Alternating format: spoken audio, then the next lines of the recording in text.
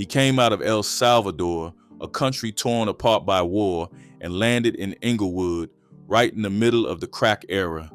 By his teenage years, his name carried weight across Rogers Park. Big Tako wasn't just another gang member, he stood out. One of the first Hispanics to rise inside a black blood set, he had a presence that demanded respect. But respect brings enemies, and power always comes with consequences. This is the story of Big Tako, how he built his legend, and how it all came crashing down. 722 West Beach Avenue. The name alone sounds like it should come with ocean views and palm trees, right? Like one of those picture-perfect SoCal postcards where everybody's sipping pina coladas under the sun. But reality, way different. Rent in that area was sky high, and 722 wasn't even close to the water.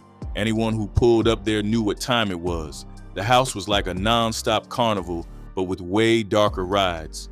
Inside, you'd catch dice games in the corner, women chilling in the back rooms, and 40-ounce bottles wrapped in brown paper bags sitting on the table.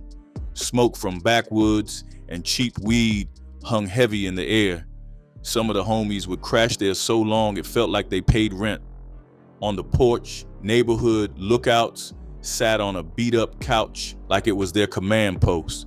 Sometimes they were just watching the street. Other times, they were loading up for retaliation missions. With the crack game in full effect, fiends wandered the block day and night. The candy shop was next door, but the only sweets being served came in plastic baggies. The thing that made 722 different from the other trap spots? It never got shut down. This spot itself belonged to Juan Martinez, better known as Big Tako, though technically it was his mom's. She had escaped El Salvador during one of the most violent chapters in that country's history. This was when Death Squad leader Roberto Dobusson ordered the killing of Archbishop Oscar Romero, a priest who stood up for the poor. That assassination ripped the country apart. Writer Joan Didion once described it best. Terror was just a way of life there. Families like Taco's had no choice but to run. His mother survived the journey north, dodging coyotes and border agents, and landed in Los Angeles. But survival wasn't freedom. She worked non-stop, cleaning the mansions of wealthy families just to keep a roof over their heads. By the time her son, Big Tako, grew up on Beach Avenue, the crack era was already booming. Fast money was everywhere, but so was the risk. Rival gangs, police kicking in doors, and constant paranoia. Tako had spent his earliest years back in El Salvador with his grandparents before finally reuniting with his mom around age 7.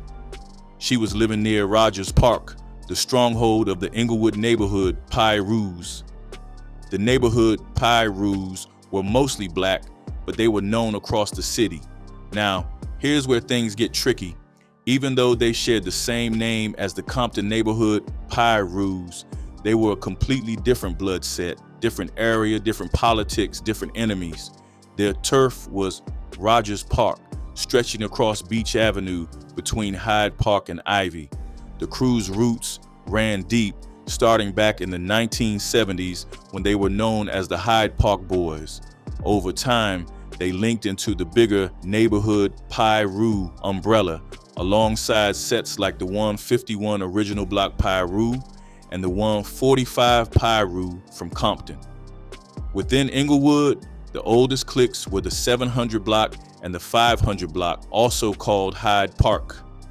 Their allies included the Rolling 20s neighborhood Bloods, Avenue Piru Gang, Queen Street Bloods, 145 Piru, and the 20s Outlaw Bloods. But they also had a long list of enemies.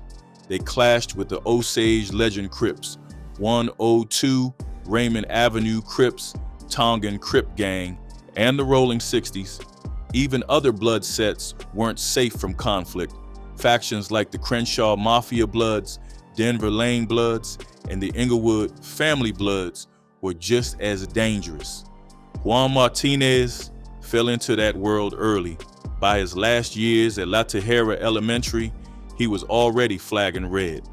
That's when the nickname stuck, Big Tako, a nod to his Salvadoran roots. Now, things were heating up between the neighborhood Pirus and their rivals next door, the Inglewood 13s. The streets were tense, ready to explode. But up north, it was a different story. The Martinez family was settling in, living calm, and building a new life with their extended relatives. After dropping out of high school, Tako met Angela, a girl from Palmdale who had moved to the city as a teen. By that time, Tako's name was already ringing through the streets. By the mid-1980s, everyone knew him, bold, aggressive, and the kind of guy who wouldn't tolerate a hint of disrespect. Big Tako had that mobster aura about him, but unlike the mafia types who chased money, he stood on honor and loyalty. To him, silence was sacred and betrayal was the ultimate crime. His reputation spread far beyond Englewood. Ask anybody in South Central and they'd tell you the same. Big Tako wasn't just active, he was respected everywhere. One of the first Latinos, Salvadorian at that, to make a name for himself in a black gang, he stood out. He rolled with the heavyweights of Englewood, most notably Big Dulo, the man everybody called Mr. Englewood. Together, Dulo and Tako became a force. Their names carried weight not just in the hood, but across the city. From their teenage years, they earned respect the hard way, squaring up with rivals at their schools, putting in work on the streets, and never backing down from action. By the time the 90s hit, Tako's life had shifted. He had kids now. His most well-known child was born in 1994, a boy who'd grow into the rapper Rucci. Now, Rucci came up right in Inglewood, California, raised by his mom and stepdad. His mom was a single mother for a long time, overworked and always stressed about the influence of his dad and uncle. She tried hard to keep him away from that side of the family, but the truth is, their presence was already stitched into who he was. His connection to a neighborhood Piru bloods became a piece of his identity, not so much about putting in work, but more about the look, the feel, the energy he carried. One of his earliest memories takes it back to Disneyland, only 3 years old, standing on a picnic table and rapping Sugar Free's Fly Fo Life in the middle of Mickey's Kingdom. Rucci would laugh about it later, remembering how his mom just shook her head, not knowing what to do with him.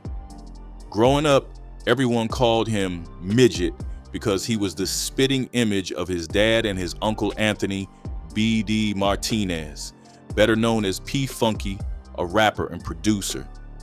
He joked that all the Martinezes looked alike, light-skinned, chubby, with long hair. Around 5 years old, the baller blocking VHS hit the streets and it changed everything.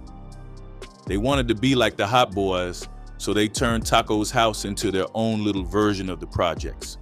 Rucci was right there watching, soaking it all in, even if he was too young to get pulled fully into it. Nobody dared involve him in anything heavy. His dad's name carried too much weight, and nobody wanted those problems.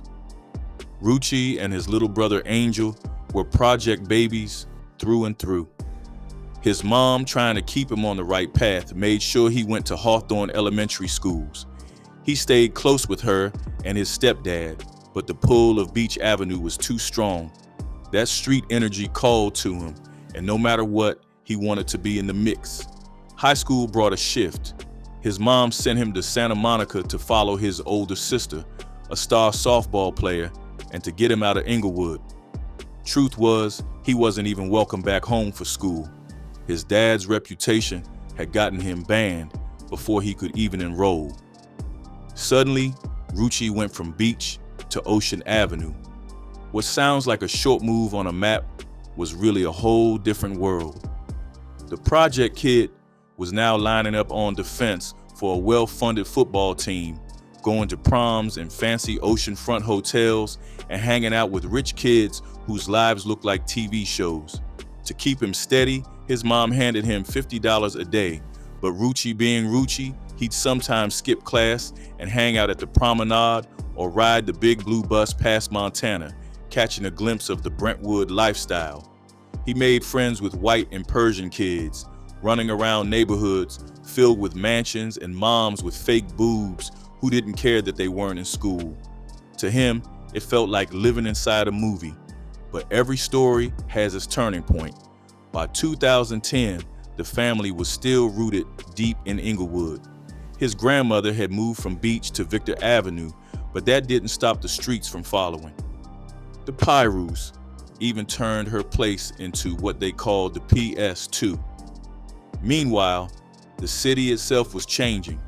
Developers circling, the NFL eyeing a return, and police tightening their grip with heavy gang injunctions. Tensions kept rising until one morning, everything snapped. A SWAT team stormed his grandmother's house, taking down his dad, his uncle, and other NHP members. Rucci stood there, watching them get cuffed as sirens echoed away, realizing his world had just shifted for good. Because the truth is, that raid wasn't about what police hoped to find. It was about what had already gone down. On April 25th, 2010, just as the sun was coming up in Englewood, a man named Jorge Cervantes was walking down South Fir Avenue. The streets were quiet, but not for long. Two cars rolled up, a red Explorer and a white Camry. At first, they just passed him by, but then they whipped a U-turn and stopped.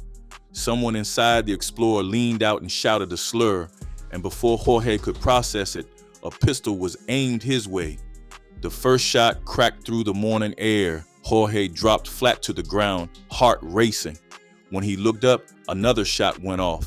He scrambled to his feet, sprinted into a nearby alley, and the shooter let off 4 more rounds as he ran. Jorge stayed hidden until the police arrived. That same morning, Officer Adam Butler from Inglewood PD got a call about a shooting involving a red Explorer. He immediately thought about a guy named Hakeem Rasul, who was known to drive one. Butler also knew Rasul hung around Anthony Martinez and Big Tako over on North Victor Avenue.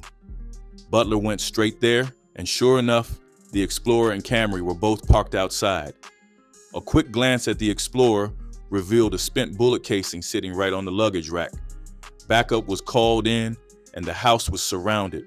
Jorge Cervantes was brought to the scene, and when he saw the 2 cars again, he identified the Explorer's driver. Inside Martinez's residence, police found an arsenal, 4 handguns, a shotgun, and plenty of ammo. DNA linked one of the handguns to Anthony Martinez, and gunshot residue was also found on him. That was all the police needed to move in. Both Big Tako and Martinez were arrested. Tako ended up cornered by the system and took a plea deal, 5 years in prison. Martinez, though, wasn't trying to fold. He fought it out in court, but this was America. Without a high-powered lawyer, beating a serious case was almost impossible, especially when prosecutors painted him as a tattooed gangbanger with no conscience. The key witness, Jorge Cervantes, never even testified. By the time the trial came around, he had been deported to Mexico. U.S. Marshals tracked him down in early 2011, and though he said he wanted to testify, fear kept him away. As the trial dragged on, Cervantes eventually gave up completely, telling the marshals he no longer trusted the system. In Martinez's defense, his lawyers brought in a psychiatrist, Dr. Ronald Markman, who broke down how memory and stress can distort eyewitness identification. His mother also testified, claiming that around the time of the shooting, she had asked her son to drive her to work. She admitted under cross-examination, though, that he had no license, and she ended up taking the bus instead. Martinez himself took the stand, saying he was at home working on music until about 2 a.m. and fell asleep there. He claimed he only woke up when his mother asked for a ride to work. Around that time, his brother and some friends came over with weapons, which they left on a table. Martinez said he immediately told them to take their guns and leave. He denied owning the firearms police later found in his studio and insisted he was nowhere near the scene of the shooting. but the jury wasn't buying it. They found Anthony Martinez guilty of attempted murder with the added weight of gun enhancements. The judge handed him a heavy sentence, 15 years to life for the attempted murder, plus 20 years to life for the gun, 35 years to life in total. He was shipped off to the state prison in Lancaster. From that moment on, the streets of Englewood shifted. Nothing felt the same again for Rucci, but in 2013, everything changed for Rucci. His break came through his old football coach's son, a well-connected LA figure known as Bossman. The moment Bossman heard him rap, he was all in. He brought Rucci into his circle, gave him steady studio time, and placed him around other hungry artists chasing the same dream. That's when Rucci really started leveling up his craft. By 2016, Rucci had become one to watch in LA, thanks to his partnership with another Inglewood native, Sean Mack. Their connection went back years, first crossing paths when Mack was put on the hood in Tako's backyard around the time Wipe Me Down was popping. Mack, just a year older, had already lived fast, caught in the same gang sweep that sent Tako and his brother away, then spending a year on the road with Waka Flocka's Brick Squad before circling back home. When Mack and Rucci finally linked, the bond was instant. Rucci had taken his rap name to honor an OG in a wheelchair with flashy rims, and when Sean introduced him in the studio, he blew everyone away. Even 211 remembered being shocked, thinking Mac's dad would shut it down, but instead, Rucci went off so hard that Mack himself had to step back and co-sign. From there, they were inseparable.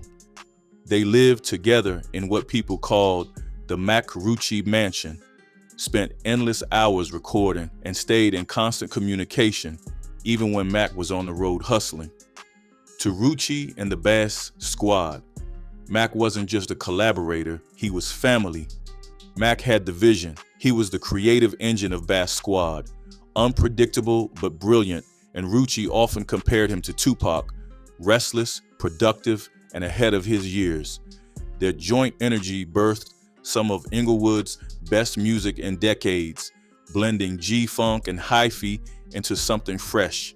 Together, they came like a two-headed beast, aggressive and sharp, delivering raw murder raps over sinister beats that sounded like they were carved with a blade. Their self-titled project, Mack-Rucci, showed they weren't just making local noise, they were the real deal, with features from G Perico, Drakeo, Sway, and the Sue Whoop Justice League of Joe Moses, 211, and Free Ackright. The album stamped them as the fiercest LA duo since the Dog Pound. Rucci brought the bark, while Mack's rapid, high-pitched delivery made him sound like the street prophet. One talked the talk, the other preached the truth, and together they were unstoppable. But everything changed for Rucci on July 7th, 2017. That day, he got a call saying his close friend Sean Mack was gone. Just hours earlier, they had spoken. When Rucci pulled up to the scene, the flashing lights, the yellow tape, and the cops standing around hit harder than the reality of Sean's death.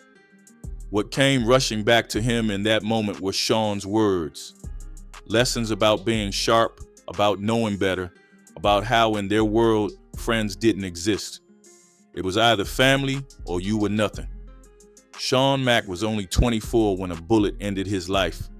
A flashy hustler taken out, allegedly by people he trusted.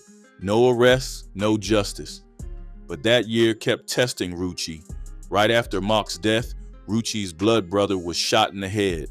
Months later, his father, Big Tako, was deported to El Salvador. Even though he was a legal resident, his past felony conviction sealed his fate. The moment he touched down in San Salvador, life turned into survival mode. With black gang tattoos covering his skin, MS-13 and 18th Street members immediately marked him as a target. He told his family over the phone how bad it was. Death on every corner, no protection, no safe place to stand. His plan was simple: Get to Mexico by any means. And he did. After hiding out for weeks, he fled north, crossed into Tijuana, and somehow managed to become a Mexican citizen. Today, he lives by the beach, selling insurance for Allstate. A peaceful ending in some ways, but bittersweet, banned from America, far from his children, forever cut off from home. Loss kept piling up for Rucci, hit after hit. But instead of letting it slow him down, he turned that pain into fuel. When Mac passed, he couldn't just sit around. He needed to move, to create. That urgency never left him. 2018 became his breakout year. In just 7 months, he dropped 3 projects back to back, flooding the streets with music. Then he took it a step further with his debut album, Tako's Son. The name carried real weight. It was dedicated to his father, who had been deported to El Salvador in 2017 and later escaped to Mexico. For Rucci, the timing had to feel right before putting it out. He admitted he held back for a while, waiting until fans actually cared about hearing his story. Naming the project after his father was his way of giving flowers while he was still alive. Even though his dad spent much of his life in and out of prison, the bond never broke. They still talked all the time. Rucci said his father was proud of the man he had become, proud of the way he moved, and wouldn't want his life any other way. Then came 2019 and the La Bamba video. It opened with Rucci working at a fruit stand, stacking money just to visit family in Mexico. After dozing off, he dreamt himself across the border, rapping on the beach with tequila in hand. The crazy part, it wasn't just art, it was his real life. That video shoot was the first time he had seen his dad in 3 years. Signing to a label gave him the chance to make it happen, and the reunion was emotional, not just for him, but for his little brother too. It was a family moment wrapped inside a music video. Through it all, Rucci carried his fallen partner with him, repping Sean Mac forever in everything he did. As his name got bigger, he connected with some of California's strongest talents, AZ Chike and Colin FRFR. His bond with AZ Chike clicked so naturally that in 2021, the two came together for a joint project called Courtesy of Us. But you see, Rucci grew up in Inglewood, and being a neighborhood Piru automatically placed him at odds with the local Crip gangs. That rivalry wasn't just about words. It often spilled into robberies and videos floating around the internet. Everybody already knew the long-standing tension between the Inglewood Pirus, other blood sets, and the Crips. But when an Inglewood blood named Red Bull was killed, the situation went from bad to worse. The night it happened felt like a setup. Shots came out of nowhere, fired from 2 angles, trapping people on a narrow concrete path. In seconds, what was supposed to be a pajama party turned into chaos. Cars screeched down Broadway, people sprinted half-dressed through the dark, and the warehouse in Carson turned into a war zone. It was December 10th, 2016, not even midnight yet, and the party had already collapsed into bloodshed. When the smoke cleared, detectives had almost nothing to work with. Partygoers weren't talking. Nobody could point out the shooters. All they had were 2 shell casings, one from a .40 Glock, the other from a .38 revolver. Some grainy surveillance showed cars pulling in and 2 groups crossing paths, but no clear faces and no murder caught on tape. By morning, the picture became clearer. A man had died at Harbor UCLA Medical Center. 24-year-old Davian Gregory, better known as Red Bull, from Inglewood family bloods. He had been shot 5 times before he could even walk inside. A GoFundMe later painted the picture of who he was. A father, brother, son, cousin, and friend whose smile lit up a room. 2 others were also hit that night. One was Travis Harvey Broom, a former Florida A&M wide receiver who had brief runs with the Cardinals and Giants. The other was Quentin Polk, a defensive back from Missouri Western State. Neither had gang ties, just the wrong place at the wrong time. Harvey actually knew Gregory from childhood football days. They just happened to reconnect in the parking lot minutes before bullets started flying. While Harvey and Polk were laid up, two detectives, Francis Hardiman and Richard Biddle, popped up at the hospital. Hardiman even recorded the conversation without them knowing. Despite being groggy, Harvey remembered a tall, light-skinned black man with braids or dreads and noticed a couple of suspicious cars, a black Mercedes SUV and a red Mustang, or maybe a red Benz. He also mentioned they were supposedly there to see a rapper named Jay Wood, but that lead went nowhere. A week later, Hardiman caught the name Drakeo the Ruler on a wiretap. Talking to Gregory's family, he heard the same street whispers, Draco's name floating around. On January 2nd, 2017, the case picked up fast. Detectives pulled up on Drakeo in a parking lot, arrested him, and that same afternoon, a SWAT team stormed his spot, scooping up his brother Ralphie, their mom, stink team member, Too Shitty, and whoever else happened to be there. The county prosecutors then tried to tie Drakeo to Red Bull's murder, even though they admitted he wasn't the shooter. The case dragged him into court with his life on the line. When he finally beat the murder charge in 2019, he told music writer Jeff Weiss he still felt the target on his back, convinced his death would eventually come from the streets. Part of the prosecution's case came down to his music. They even brought up his song Flex Freestyle, pointing to bars where he mentioned RJ, a rival rapper. The problem was that RJ wasn't even at that warehouse party, and prosecutors twisted the lyrics to sell their case. Drakeo later said he couldn't believe they were allowed to use rap lines against him like that. After his release, tensions heated up between him and other LA rappers. Rucci was one of them. Their styles couldn't be more different. Drakeo's slow, grumbly delivery versus Rucci's fast, turned-up energy.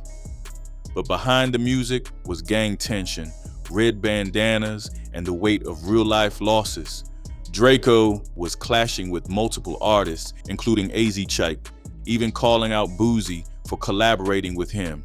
Eventually, Drakeo dropped Englewood, a diss track that went straight at Rucci and AZ Chike. Smooth beat, bouncy LA drums, and a flood of disrespect that didn't let up. The track demanded a response. But instead of ending in music, the feud in Drakeo's life ended with tragedy. On December 19, 2021, the world lost Drakeo the Ruler. He was set to perform the night before at Exposition Park, but before he could even step on stage, everything went sideways. Around 8:30 p.m., a fight broke out backstage, and in the middle of it, Drakeo was stabbed. He was rushed to the hospital, but the wounds were too severe. He didn't survive. The festival shut down immediately after. Big names like Snoop Dogg and 50 Cent never even touched the stage. The Daily Beast later reported he had been stabbed in the throat, though details surrounding the attack were still unclear. Tributes poured in across social media. Drake posted to his Instagram story, saying Drakeo always lifted his spirit, and ended with a heartfelt rest in peace. Otto von Bismarcky also shared his grief, writing that he was devastated and stepping offline to process it all. He described Drakeo as not only a genius in music, but also a caring friend who went through struggles most people couldn't even imagine. Drakeo the Ruler was just 28 years old, gone way too soon. As for Rucci, he didn't let up in 2022. He kept dropping loose singles, stayed consistent, and in April came through with the I'm Still Me EP. By September, he took it up another notch with his project Midget. The title itself, Midget, came from a childhood nickname his mom gave him. She used to call him a small guy in a big world, someone who always dreamed of being bigger. For Rucci, the name stuck, and this album carried that meaning. He explained that in earlier projects, he had already dedicated songs to his parents, but this time he was in full rapper mode. No longer just the humble, nice guy, Midget marked his growth into someone unapologetic about being himself, even calling it the point where he became the biggest dickhead in the world. Later that same year, he dropped El Perro 2, an album shaped by family changes and inspired by his son. Fatherhood lit that spark in him again, bringing a playful, almost kid-like energy back into his music. You could hear it in tracks like Tell Your Friends, while songs like Bees Up with J-Rock kept his Inglewood roots front and center. And even though his name is tied to gang affiliations, Rucci has always pushed for unity, linking up with artists from all corners of LA. A perfect example is What If with RJMRLA, a track that reflects on losing Nipsey Hussle and the absence of 03 Greedo, proving he can go deep while still proudly repping his city. By 2024, Rucci returned with Forever on That, his 19th project overall and the first of that year. Before the full release, he teased fans by dropping a string of singles like the title track, Double Park, and It Hit Different with Blue Bucks Clan. The album carried 15 songs that embodied the California sound, cowbells, booming bass lines, and unapologetic bars. Even with all the music out, Rucci still believes his best work hasn't been heard yet. He's recorded so many songs that he calls some of his favorite tracks ones the world hasn't even gotten to hear. What keeps him consistent is the circle around him, living and creating with his producer Romo, while also carrying the legacy of his late friend Mac, fuels his drive. For all his achievements, Rucci refuses the hometown hero label. To him, he's still grinding like it's 2016, still hungry to make his name bigger. What are your thoughts on this story? Appreciate you watching. If you enjoyed the video, hit that like button and make sure to subscribe for more.